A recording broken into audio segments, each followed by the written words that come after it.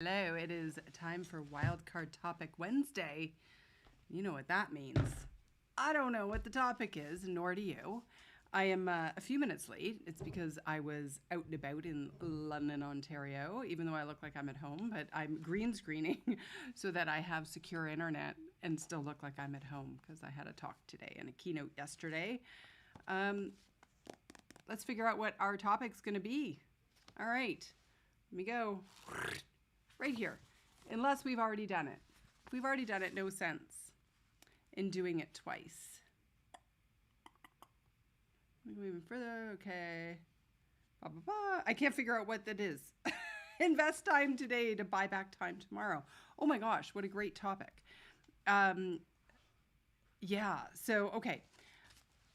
In this part of the book, I'm talking about the fact that time freedom is really found when you with a minute here, 2 minutes here, 5 minutes here, 10 minutes here.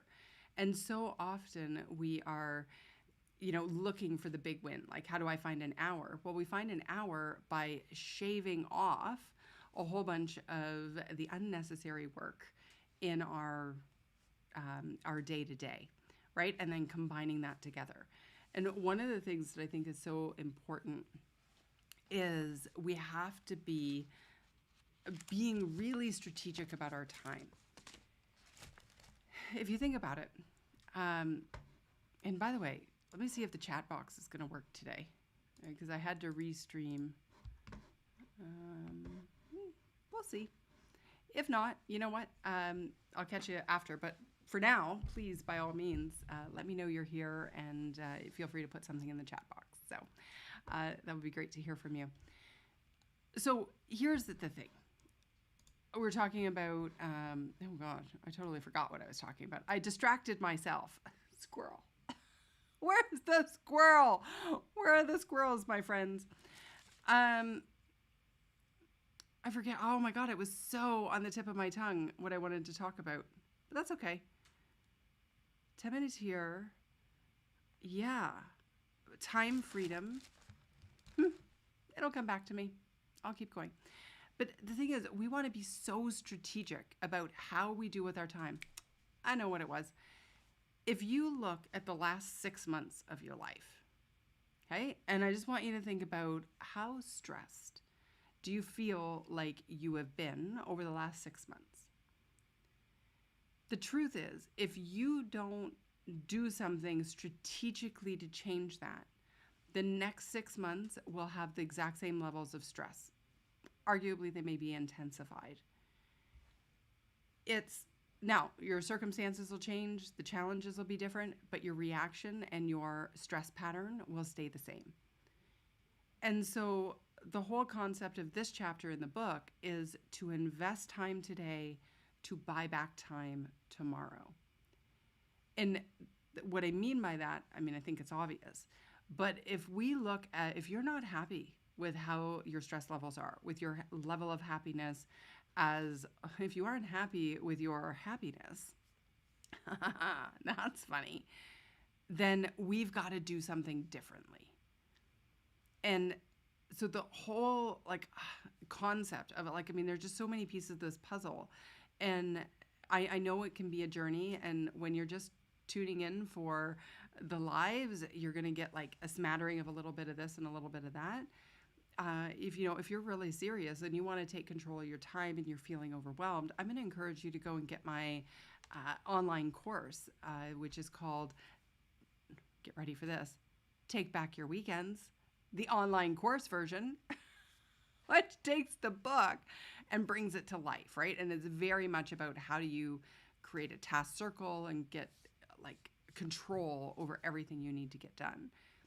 But if you're just watching these, which is awesome, then I've got to give you some structure around how to deal with this. So if you are feeling like you're not happy with the stress levels, then we've got to look at the problem-solving framework. That's my go-to for absolutely everything. So the first thing we have to do is we've got to get really crystal clear with situational awareness. What's really going on? So looking at your days and saying, okay, what is causing me stress? Am I like triggered by certain things? Are there some things that I do and I'm like totally fine? And then there are other things I do and I'm like not okay, or they really, really bother me? Like, we've got to get clear on what that is. And then the second piece of the puzzle after situational awareness is self-awareness, which is very much, how are you showing up in the world, right? Like, how are you reacting to everything that's happening in the stress bucket, right? Like, what is your pattern with stress? And the second piece of that is asking the question, how am I possibly making this harder to deal with? You know, do I have unrealistic expectations? Am I thinking that one day the work is going to slow down? Am I angry about something, right? Unrelated, and then I let that cloud my entire day? Am I going through relationship challenges? Do I have chronic pain, and then it's like that becomes the thing that is like, you know, eating up your day-to-day capacity, right? Like, we've got to get super, super, super curious about all of this, and then, like, from a very compassionate place too, right? Like, not from a place of, you know, judgment, which is what often happens. Let's be honest. Yeah. By the way, I may not be able to see your chats, so just be aware of that. Just because of the system I'm using today is not the same as the one I normally use. So anyway, so we want to be strategic about this, right? We're investing time today to buy back time tomorrow. And then once you have figured out and explored all of that situational self-awareness, then using the answers from situational awareness and self-awareness, you can go to solution activation. And when we do those first two steps in the problem-solving framework and then go into solution activation, we actually have a better chance of having those solutions actually stick. And that's why I like to do all the pre-work and exploration, because often the ideas on what are really going to work in order to solve a problem, like destructive stress, or feeling like you don't have any time for yourself, or you know, not staying up on your workload, or feeling guilty when you take time off, like any one of those things, you can apply the problem-solving framework to. Just go ahead and put that on top. So that is what this chapter is all about. Invest time today to buy back time tomorrow.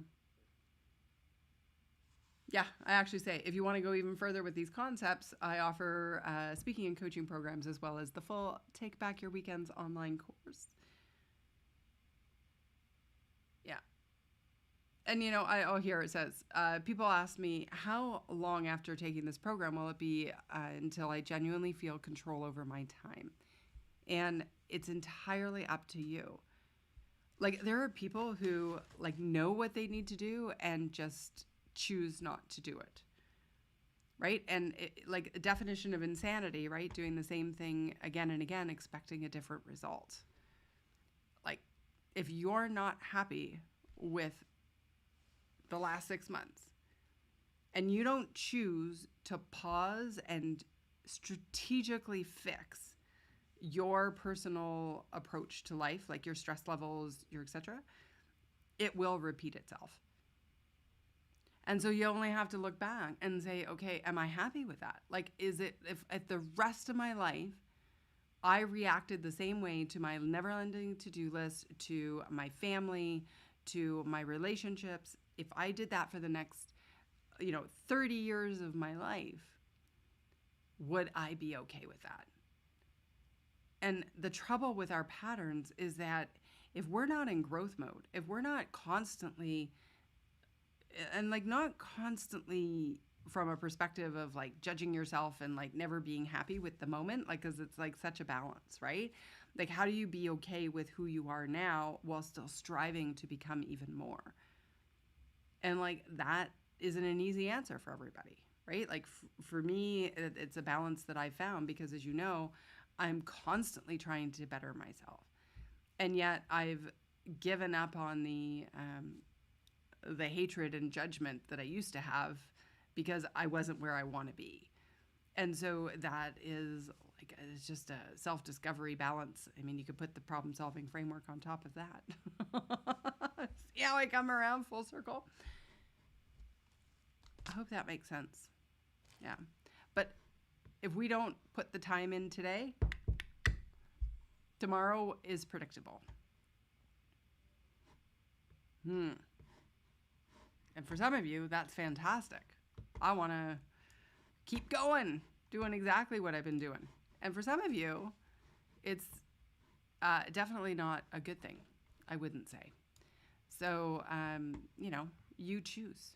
You decide what it is you want. And if you're willing, then you know what? Invest some time today to buy back time tomorrow. I think that sums it up. That's the page I chose. I'm super excited to get to share that with you. And I hope that, but that's been really helpful for you.